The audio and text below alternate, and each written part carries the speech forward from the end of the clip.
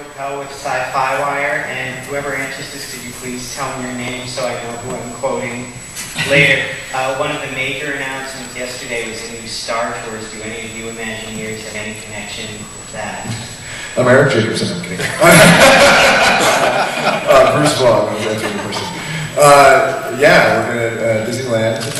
We're going to be going in and I think it's going to be an entirely new experience, it's going to be like a new attraction. It's much more than a redo.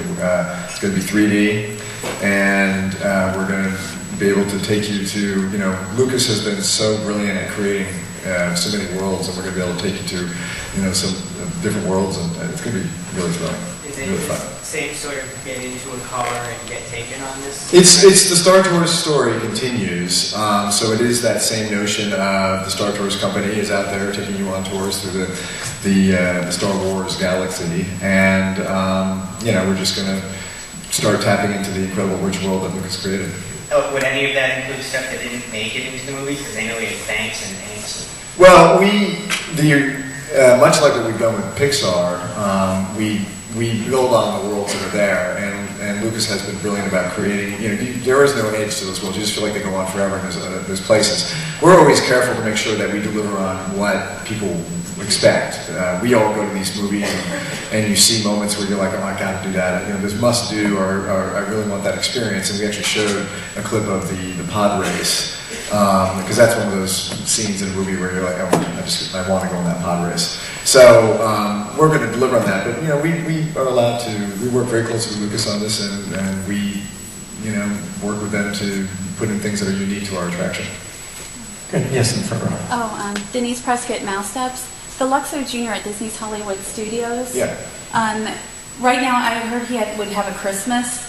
A little Christmas extra dance or song. I don't know if you know about that or not, but will they include any other vignettes maybe during the day?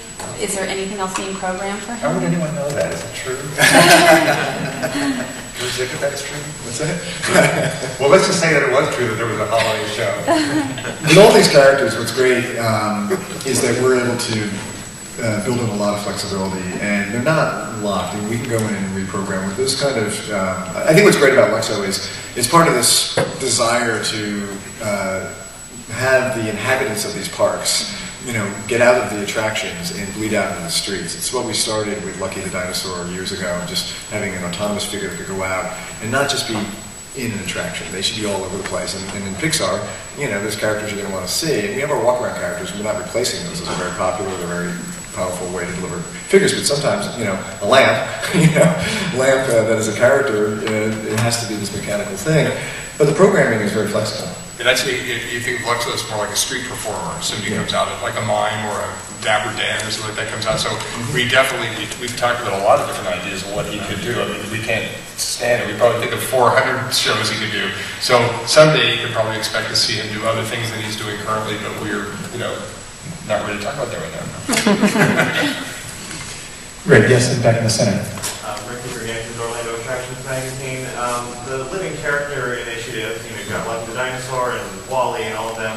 Why do they come and go in the parks so quickly, and is WALL-E going to be ever making it to the parks? Yeah, so Lucky was actually really designed to just be an experiment, a prototype. There is no, now Lucky has become sort of a Disney character, and people have a little fan base, and it's part of our Adventures by Disney tour, actually at Imagineering.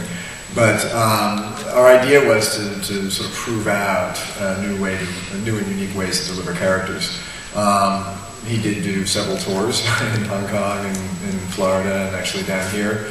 WALL-E, we did WALL-E in conjunction with the studio, which was one of those perfect conversions that John talked about on the stage of here's a robot, character. We do robot characters really well as a company, and it just seemed, irresistible to bring WALL-E to life. We're always thinking of opportunities on how we would maybe permanently put WALL-E someplace. It's, I don't even know why it hasn't happened. We're just still sort of thinking through things, and I'm sure. Muppet Mobile Lab is not a permanent. Yeah. Yes, Muppet Mobile Lab is now over in Hong Kong. They didn't really know who the Muppets were over there, but they just thought these characters were hysterical and they love them, so they're not going anywhere. But yeah, they're around, and it was great to have them down here, and it's fun. Yes, in the back.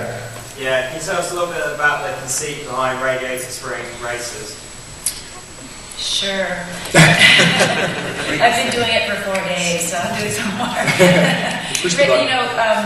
Radiator Springs Racers is something that we're so excited about because it's going to be one of those truly immersive classic Disney rides. It has a little bit of everything. It has high speed, it has the lower speed where we're doing most of the storytelling. So what you do is you will board your own ride vehicle. It's a 6-passenger vehicle. And since we're in the world of cars, everything that has an engine and 4 tires is going to be a character. So you'll get in a car with personality.